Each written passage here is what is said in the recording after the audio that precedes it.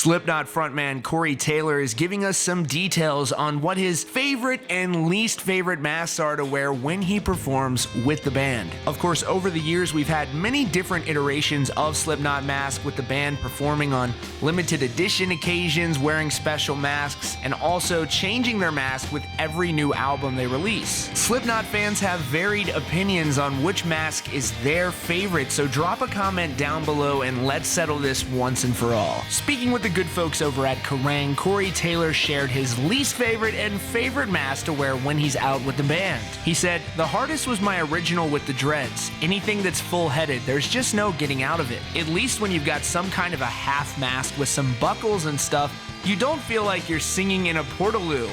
But when it's all closed, you just put this big rubber hood on, and there's just no getting out of it." So that one and the Iowa one, because they were basically variations of the same thing, those were the worst. He continued saying, "Honestly, the Volume 3 one was pretty easy. However, it was the hardest to sing out of. But because it wasn't like symmetric, it was hard for me to get my mic up to my mouth.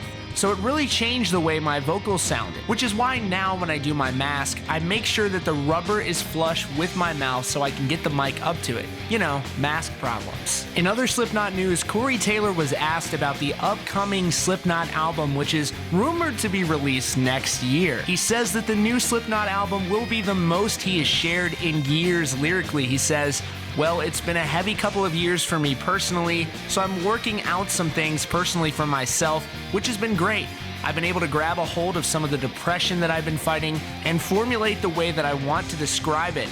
So some of these lyrics are some of the best I've ever written. It's probably the most I've shared in years." He says, "Hearing some of the guys in Slipknot read and react to some of the lyrics that I've been writing has been fantastic. I know Clown was just like blown away by how open and raw it all felt. It felt like the old days. It felt like the beginning when it was just, we were the wound and the fans were the scabs, trying to get it to heal, and we were trying to heal together. That's what this kind of feels like. It's been great watching the process and getting involved with the process finally. Hearing the music that Clown and Jim and Jay and Alex and everybody else in the band has been really working on, and being able to listen to it with fresh ears and come at it from different standpoints has been really fulfilling."